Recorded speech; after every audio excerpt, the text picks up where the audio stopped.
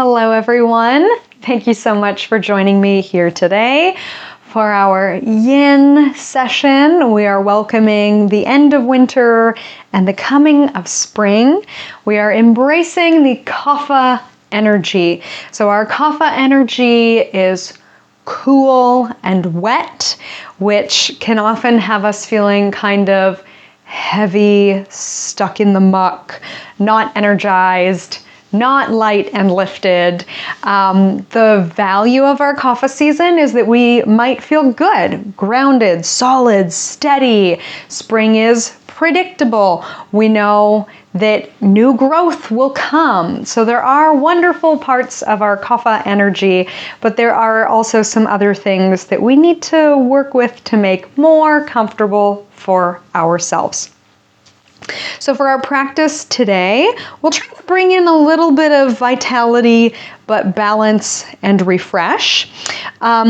With the coming of spring and the first day of spring, there is this thinking that our New Year's resolution should be saved for the first day of spring.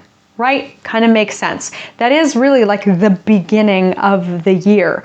Winter is over, the sun is shining, we're feeling more optimistic. So we'll finish with what I like to call rest, digest, and manifest. A yoga nidra to bring in whatever we are looking for in our lives at this point. That is what we are manifesting. So you may be looking for health and healing, and we can do our yoga nidra based on health and healing, or maybe we would like to feel light and lifted. We would like a sense of inner vitality, whatever that may be. So keep in mind when we get to the end with our meditation, what we are hoping to bring into our lives, and that will be the focus of our meditation.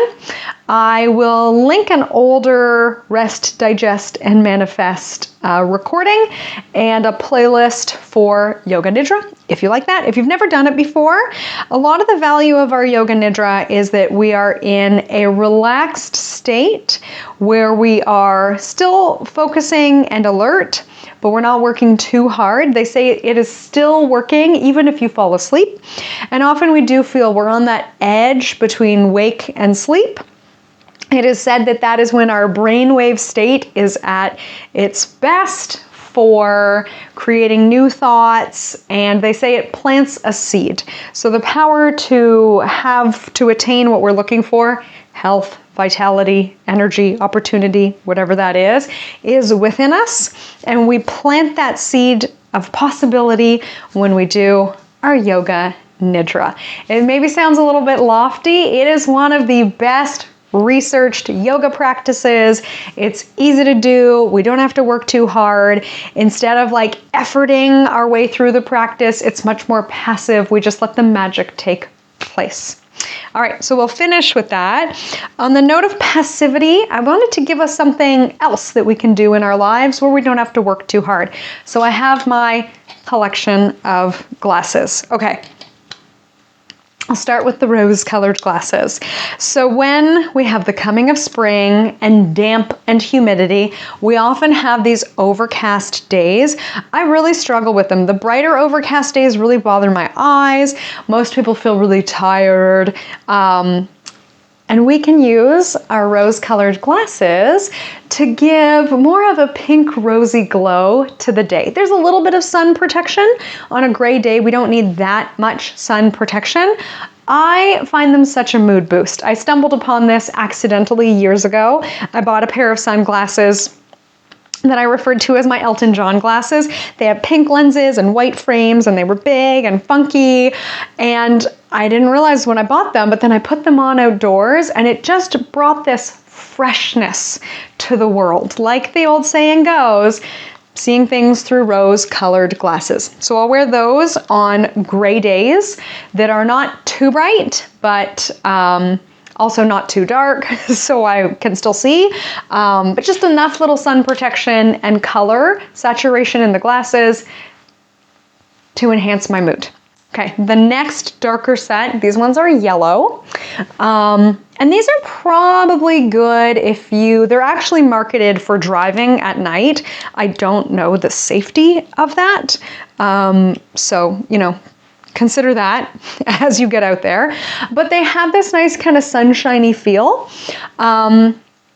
And they can add a little bit of dimness, I think, as we shift the clocks and the hours of daylight change. It can help us to control when we go to bed or when we want to feel tired to go to sleep. So if we want, again, a little bit of sun protection, but it's not that bright out, we want to bring in that kind of sunset feeling to our glasses, we can do that. On a gray day that's a bit brighter, these ones are darker than the pink ones, so again, a little bit more sun protection. But instead of having this icky gray day, we put the yellow glasses on, and it can give kind of a mood boost. Okay, the next darker ones, the orange ones. It gives even more of a sunset kind of glow feeling. I wear these ones around the house when I need to go to bed earlier than usual. I look very silly. It's fine. I've just surrendered to this. The way that I can describe it is that they give like a kind of Victorian light bulb feel, if you know what I'm talking about. Those light bulbs that really throw darker yellow colors, more like candlelight. It is a very strong force in my life. I'm very sensitive to light when it comes to sleep and energy. You may not be. So I notice any light that's on at night, it just keeps me up. I cannot sleep at all. I used to lie in bed for an hour with the lights off. And now I have found, hey, guess what? Have lamps instead of overhead lighting, have orange glasses, and you will fall asleep. Okay, the final pair, and I have not saved the best for last. I don't get too much use out of these. These are the red ones. They're gamer glasses. So they are intended for if you are staying up late playing video games. This is the first item intended for video games I've ever bought in my entire life. So if I have to be on the computer late at night working, or not even late at night, but before bedtime, I will put these on, and then you don't have so much of that signaling to the brain, wake up, it's daytime, and I find it much easier to fall asleep. Now, I will say when it comes to screen time has gotten quite a bad rap around sleep, and the original research made it look like it was all about blue light. It's the blue light coming into the eyes, and then updated research since then said, oh, you know what? It depends what content people are taking in. So there's a term now that they have, true crime insomnia. It's exactly what it sounds like.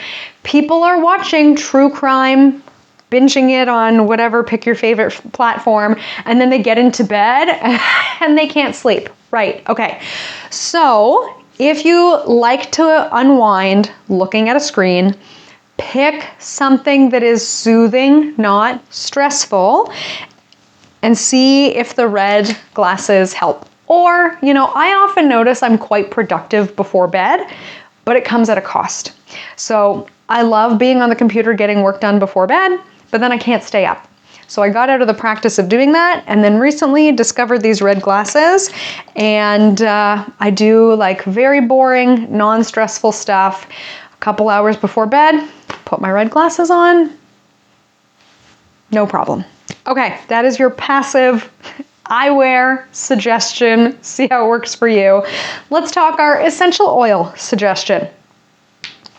So something a little bit energizing and then something more calming and soothing. I think this is a really unsung hero in the essential oil world, our rosemary essential oil.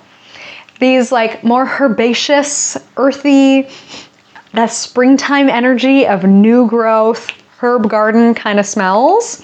People often overlook them to get to the more flashy citrus and floral kind of stuff, or the expensive ones. We must think that they're so much better because they're so pricey. They might just be more difficult to extract or distill or whatever the process is. Rosemary is a great one that I feel, just doesn't get appreciated enough, but maybe needs a little bit, instead of having that one note of vibe to it, I want to spice it up a little bit with orange essential oil. So the orange and the rosemary, herbaceous, a little bit sweet, a little bit fruity, kind of this yummy blend. I think it's perfect for times where we would like to feel soothed, not stressed, but we want that Goldilocks feeling, right? So if I'm like, okay, I don't want to be stressed, I'm going to go for just the orange, then we can get this energy and be like, okay, I feel better. Whereas if we want to come down and we go just for something that's heavy, maybe like a cedar or a patchouli, and we're like, okay, I'm not stressed, but also I feel like I'm going to fall asleep. Instead, our lovely balance of our orange and our rosemary. Now I'm getting distracted from my work by sniffing my essential oils. Okay. And then our tea. One I've been enjoying quite a bit recently is, and you can go fresh or powdered, ginger. Pour hot water over it. Your milk or milk alternative of choice, a little bit of cinnamon, and then a sweetener if you like. At this time of year, our digestive fire is kind of kicking back in. So some people find their digestion during this transition is off and on. And if you feel you need for your stomach to be settled or your digestive fire to be rekindled, ginger is a great way to do that. Or maybe you've eaten a heavy meal and you want something to help that feeling pass. Ginger is your friend. Ginger is also considered to be the most sattvic or peaceful of all the spices. So it gives us kind of that warming kick because the weather's still cool, helps us with our digestion, but it is just right. Not too much, not too little, nice balanced energy. The cinnamon is good for flavor. If you want to add nutmeg, that's supposed to help with sleep. Really any other flavor that you like to taste, but our star player is ginger. I'm terrible at recipes and measurements and ingredients. A couple slices of fresh ginger or an eighth of a teaspoon of ginger. If you like more ginger, you can add more. Like I said, any other spices, hot water, milk or milk alternative. If you like a sweetener, honey, my go-to, always maple syrup, or your preference. Play around with it. I have never met someone who didn't like it, unless all my guests are just being very polite and telling me that they did. Okay, we are ready to begin our practice. We will have a very, very gentle practice today. We will start seated. We will lie down. And that's it. Okay. When you're ready, coming to sit on your mat. We begin with prana mudra. Prana meaning energy, breath, inspiration, vitality, but in a balanced kind of way. And we can enhance our prana mudra by bringing to mind an image of something that feels like it gives us vitality. So it can be someone we love, a favorite pet, a beautiful vista that comes to mind, picturing a sunny beach, whatever we like. And then we take 2 fingers up, sort of like we're doing bunny ears behind someone in a picture, but the fingers stay together. And ideally, it's suggested that we hold them up, sort of in a cactus arm, a relaxed cactus, a slouching cactus. I don't know what to call this. Our cactus is up a bit higher. This one's more relaxed. So we have this uplift, yet relax. Bring our wonderful image to mind, and then option to close our eyes here.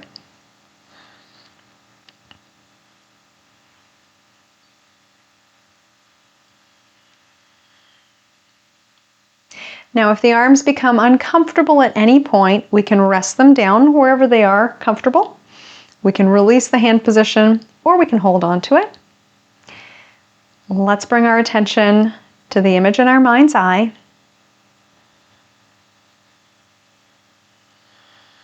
Bringing that sense of prana, energy inside ourselves.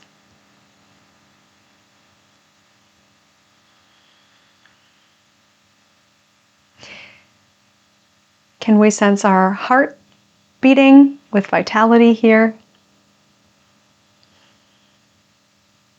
Strong and capable, energetic, uplifted.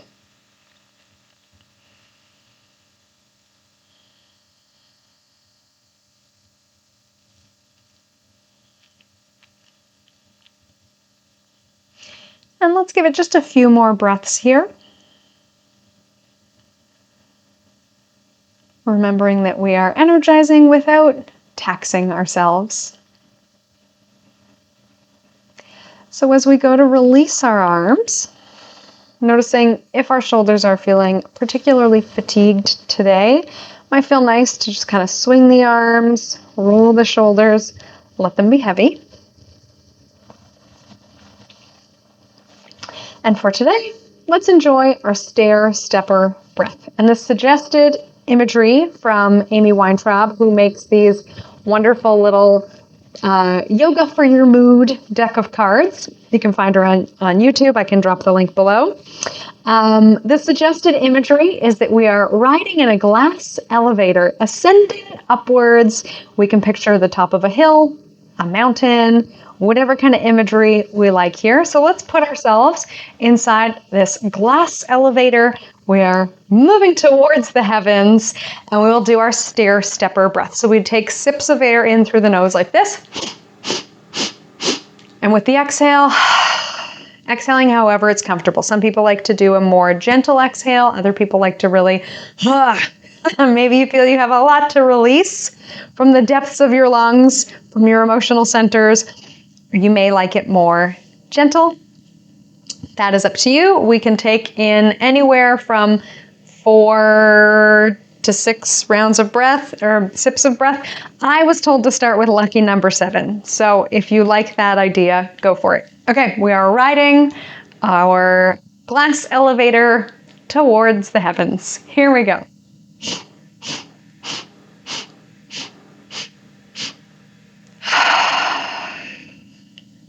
Let's keep going. 5 rounds.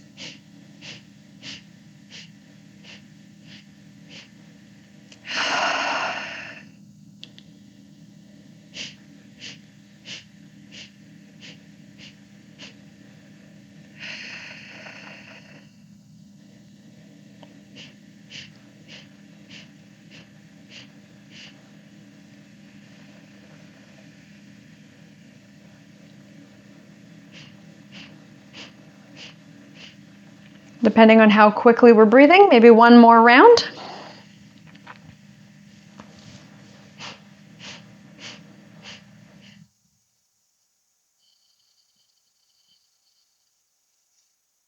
And then pausing here, seeing what effect this has had on you here today.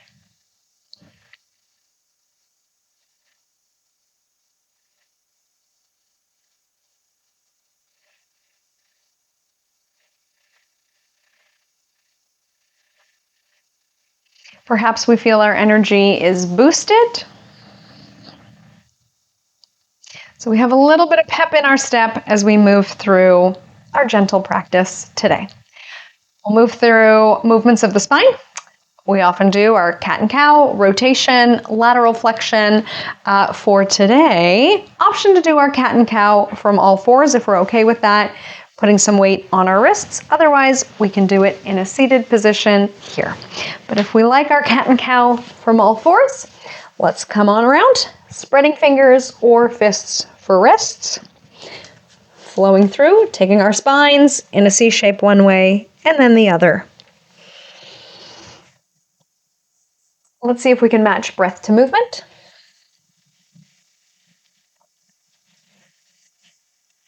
Aiming towards fluidity in our spines, we can start from the tail, tucking under, letting a ripple move through the spine until it reaches the crown of the head, tucking the chin.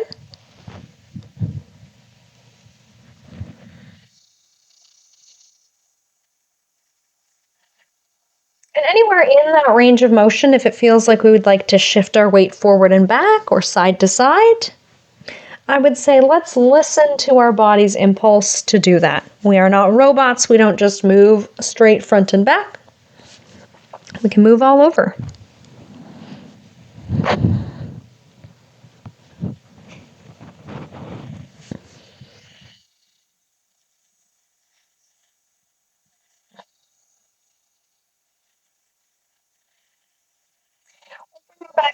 into neutral.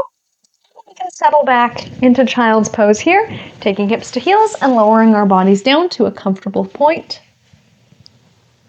Maybe that means we're on our forearms today, or stacking hands or fists under forehead.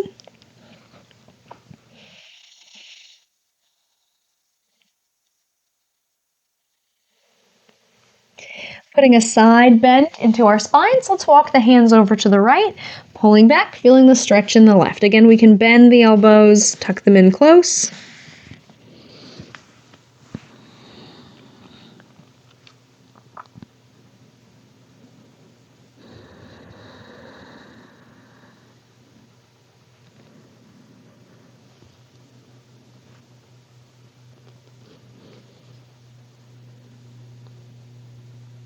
Let's take one more round of breath here.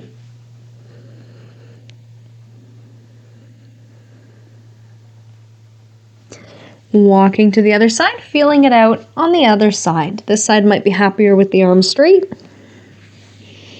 Maybe a different range of motion or placement of our legs. And then we settle in, breathe fully, appreciating our side stretch here.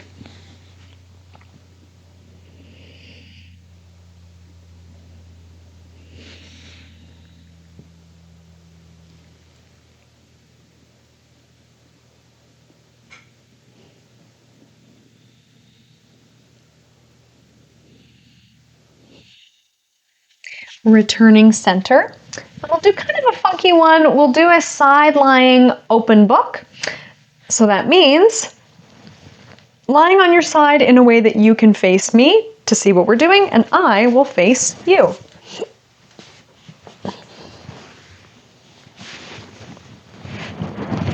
So we're coming onto one side. And then we may be happy with our knees stacked. Depending on how many props we have around at home, we can do a block between the knees, a cushion between the knees, or anything else that we like. But we'll be flowing here with the upper body. We can use the bottom arm as a pillow if we would like, but technically our open book rotation takes our arms like the pages of a book, and then we can rest the head. So some of us might enjoy the neck stretch, some of us might feel uncomfortable, which is why I say we can use the arm as a pillow, or a pillow as a pillow, whatever we would like under our heads. And it looks like this.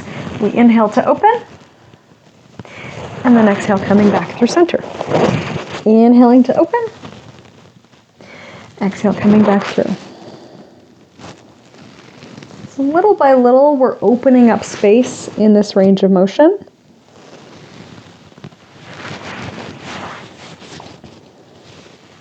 So with each inhale, aiming to claim more space, drawing our top shoulder down towards the mat. And noticing how our rotation is feeling today. Some days rotation is very smooth and moves easily, other days not so much. This will be our only twist for today. So let's do one more open and close.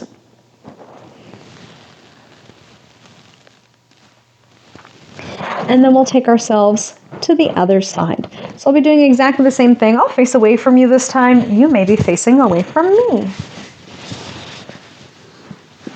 Bottom arm can be a pillow.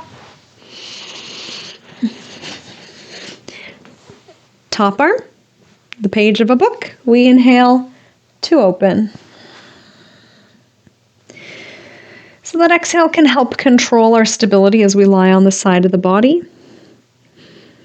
So sometimes, depending on who you are, lying on the side can feel quite unstable, a little bit off balance. So as we exhale, we can use that to create a bit of core stability.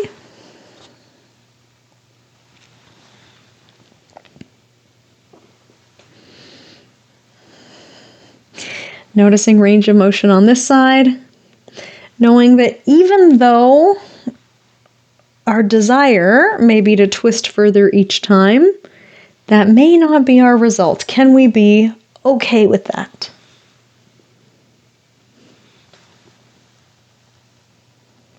We'll do one more here.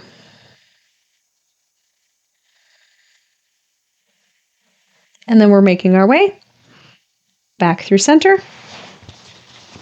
And we'll turn to lie on our backs in whichever supine position is comfortable for you.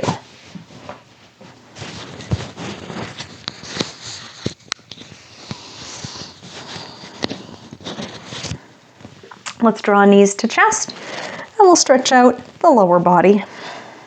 We can rock side to side, circle the knees, get a little back massage. Some of us may like to rock and roll up and down the spine, getting a massage that way. What is this in Pilates? I think this is our rolling like a ball. Not everybody's favorite, but it exists. All right, let's hold behind the right thigh, extending the left leg, single leg to chest, drawing the right leg in, give it a big hug. And we'll do a leg series here. But we start with relaxation.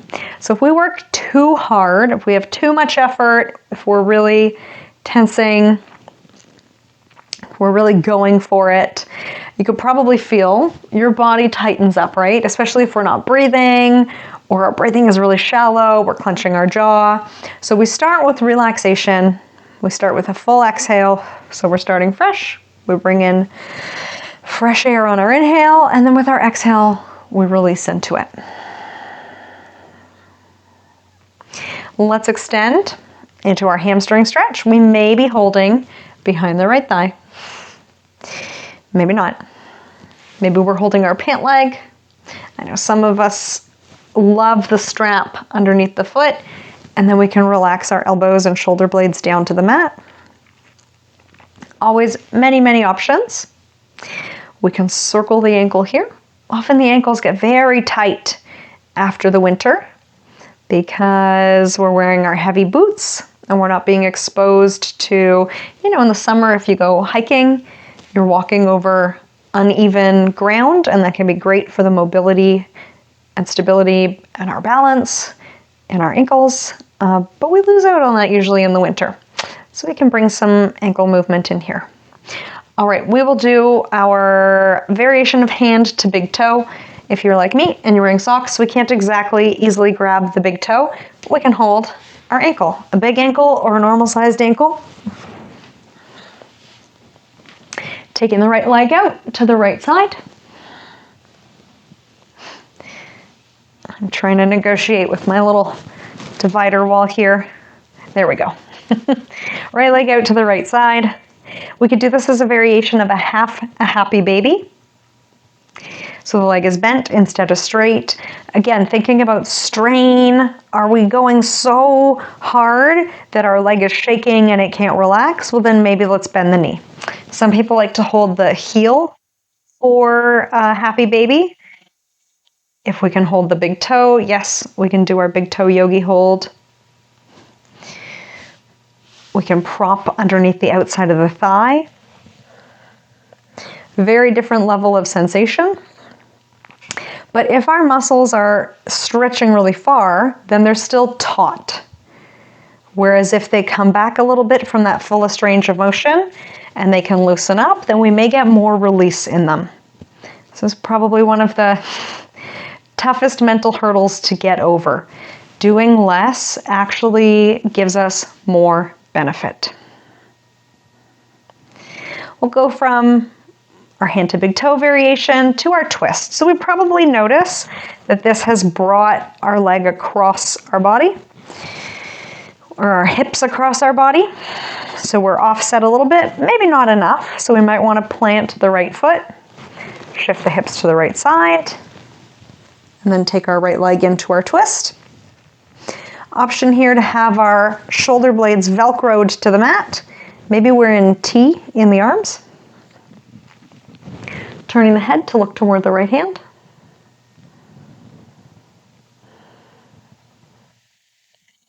Feeling more conventional, yes, our left hand can come to our left thigh. And our exhale probably draws us deeper.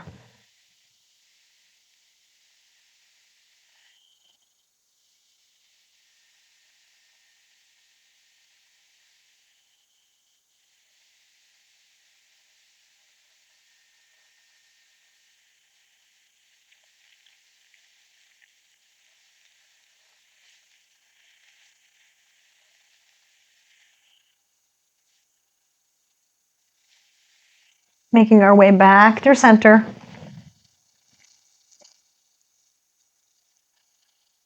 Resetting however we like, and then we're switching to the other side. Left knee to chest, giving our left leg a big hug.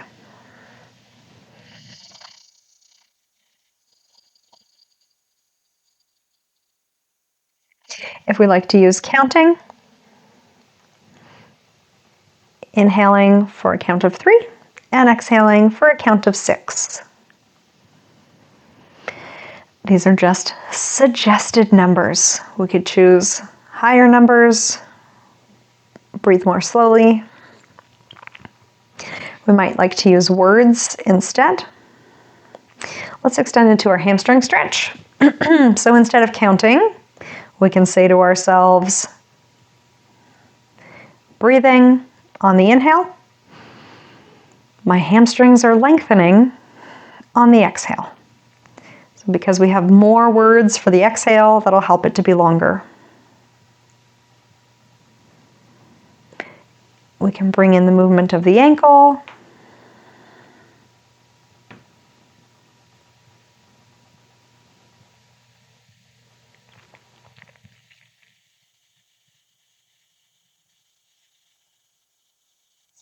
And then we're ready for our hand to big toe variation. So we're taking left leg out to the left side, maybe using a kickstand. So our left hand props under the left leg. You can hold the left ankle.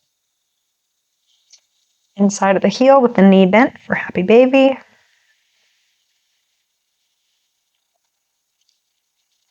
Hand to big toe, if that's our favorite. Or even just sort of a wide single leg to chest pose. So lots and lots of options, seeing if we can find ease. And if we can't, then maybe just for today, we come out of the pose and we choose a different position where we can find ease. We have so many options for where to place our limbs. Let's not restrict ourselves by feeling that we have to do our hand to big toe. Another pose is just as good, maybe even better.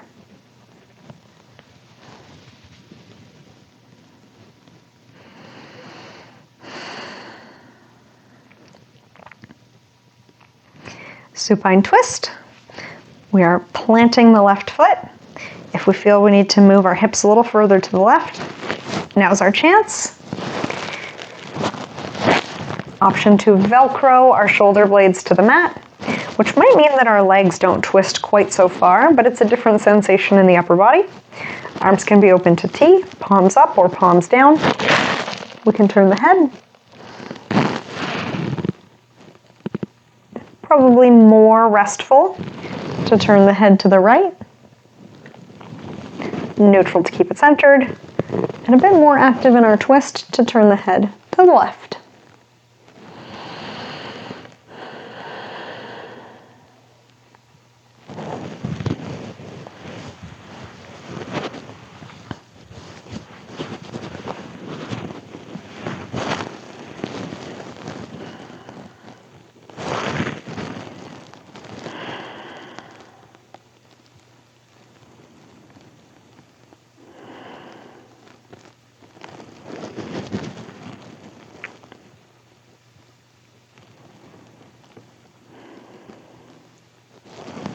We'll bring ourselves back through center, resetting however we like.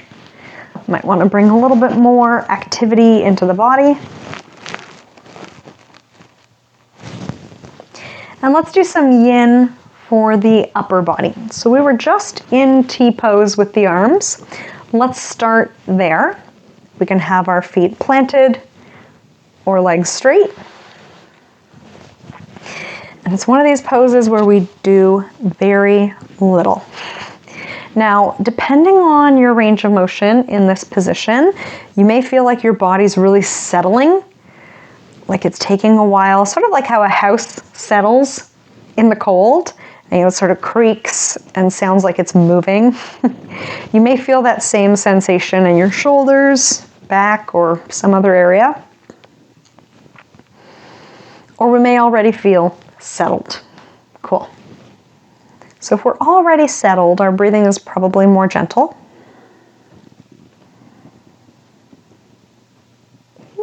We might have to work to focus more if we feel a lot of sensation in this pose to help ourselves settle, to help ourselves breathe.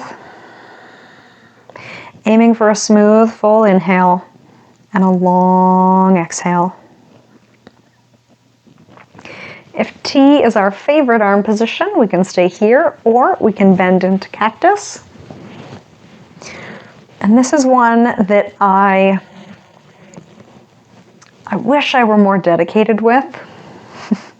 I think it is important to do something like this pretty much every day. And I can tell when I don't do it, my neck is tight, sometimes my jaw clicks. And when I do it more often, I just feel everything relax.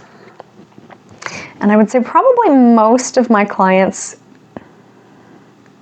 if not all of my clients, their hands are floating. So if that is you and it feels good, no problem there. We just let gravity sort of pull us into this rotation and we're in good shape. If it is uncomfortable with the arms kind of flying or we feel unstable, then of course we could put a prop underneath. There's my bag. So we could put something underneath to catch the arm so it can settle down. And you may be wildly asymmetrical. So one arm's down and one arm's like way up. Or we can start to bring the arms out to the side until they land flatter. So somewhere between T and cactus might be where we have the support of the earth. Or we can use our props. One final variation that I will give us is to bring our arms up into a Y shape. So that can be another nice one to feel relaxation through the underarms. It can help us build the range of motion required to do our down dog pose more comfortably. Whichever position we are lying in, let's pause and breathe. We'll give it about another minute here. These yin poses require a fair degree of patience, especially if we're not enjoying it. So let's ask ourselves honestly, are we getting benefit from this? If we are, we can stay in the pose. If not, we can back off. We can come out and reset and go back in. We could find another position that feels better.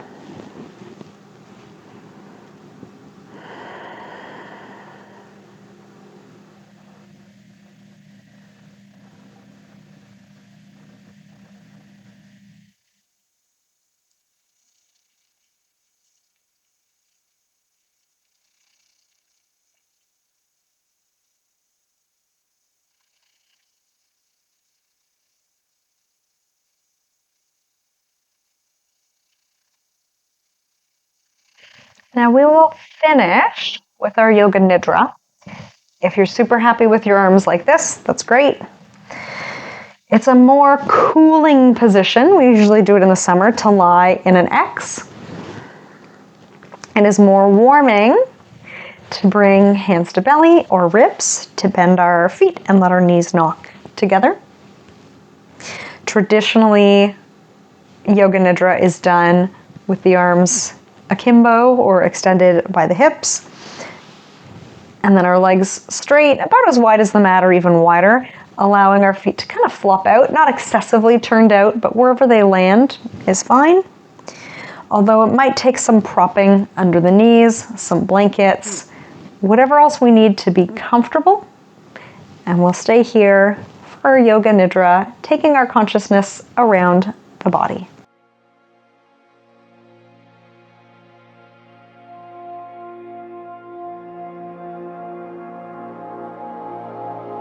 And we begin by setting a Sankalpa. So let's turn our attention inward again, noticing our energy. And we notice how we're feeling. But then in order to set our sankalpa, let's think about how we would like to be feeling.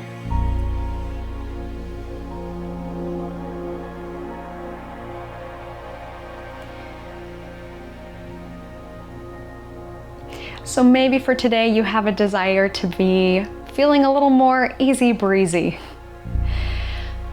Then your sankalpa would be something like, I feel at peace. I feel renewed. I feel engaged and restored. So you maybe realize that a sankalpa is another variation of an intention. Sometimes it's referred to as our heartfelt wish. It's sort of a goal that we don't cling to too tightly. So once you have your sankalpa, repeating it to yourself here 3 times. So maybe mine is, I feel rested and restored. I would repeat, I feel rested and restored 3 times in my mind.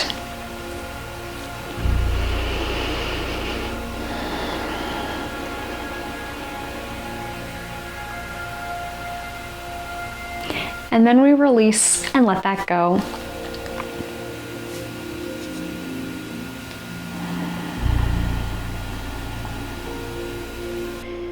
Bringing our awareness to our bodies, noticing the feeling of the whole body here. Head to toe, inside, outside. The entire physical body. Holding awareness of the entire physical body in our minds here.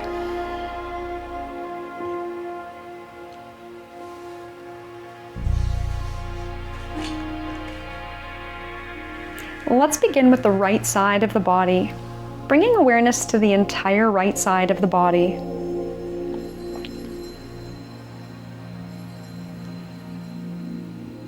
Become aware of the right hand.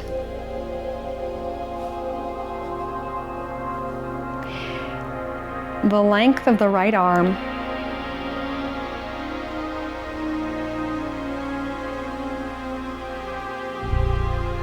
The right shoulder.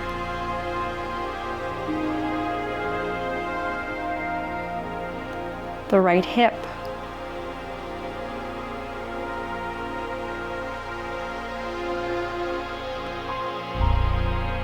The entire right leg.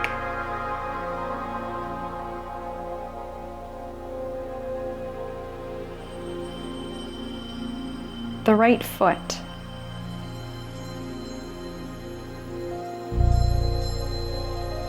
Hold in your awareness the entire right side of the body.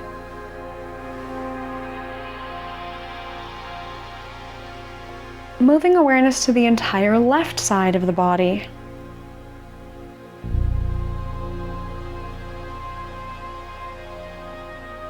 Noticing the left hand.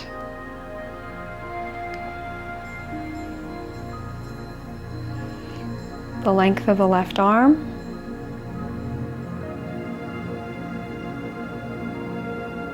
Shoulder.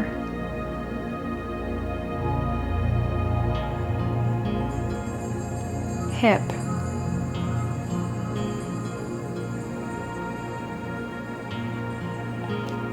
Leg.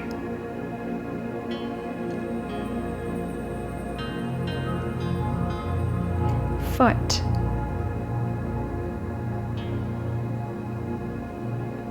Hold in your awareness the entire left side of the body. Noticing now both sides of the body together, right side and left side. And now to the back of the body. Right side of the back. Left side of the back. The back of the right arm. The back of the left arm. The back of the right leg. the back of the left leg.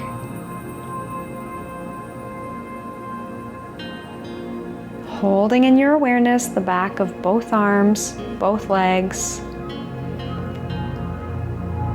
the entire back of the body,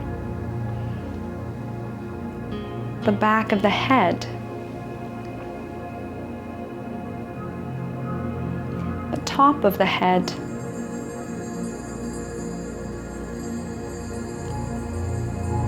the face,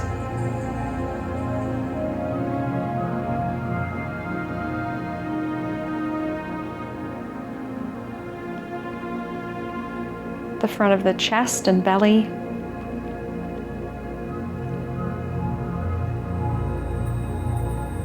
noticing movements of breath in the chest and the belly.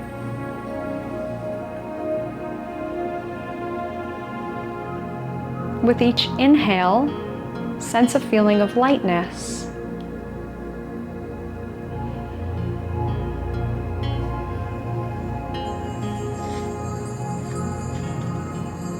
With each exhale, noticing all parts of the body touching the floor beneath you. Inhaling a feeling of lightness. Exhaling a sensation of heaviness. Let's continue flowing with the breath here. Inhaling, feeling light and lifted. Exhaling, feeling heavy and supported.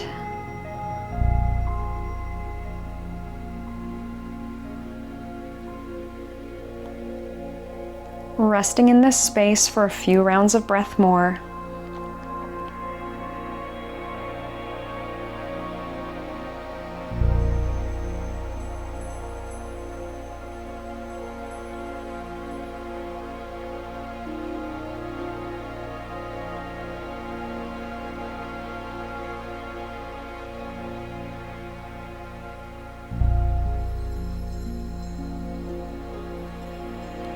Shifting our awareness to sense of sight, with the eyes closed, picturing yourself lying in the space that you're in.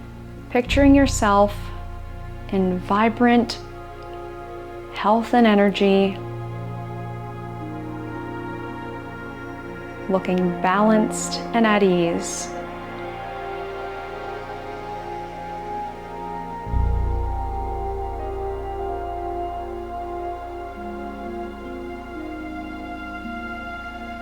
Turn up the color on this image in your mind. You are looking very healthy, well rested.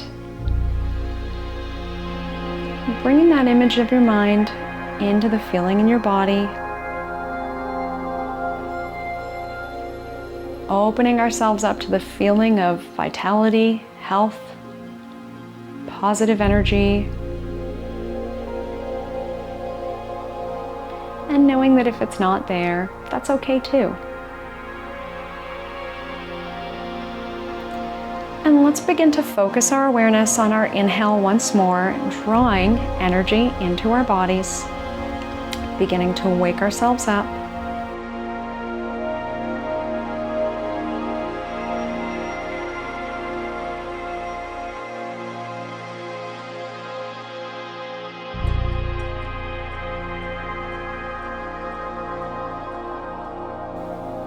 We can repeat our Sankalpa to ourselves here as well.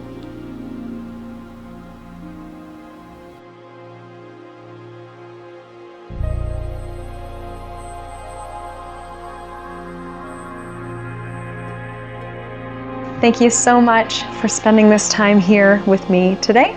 From my light to yours, namaste.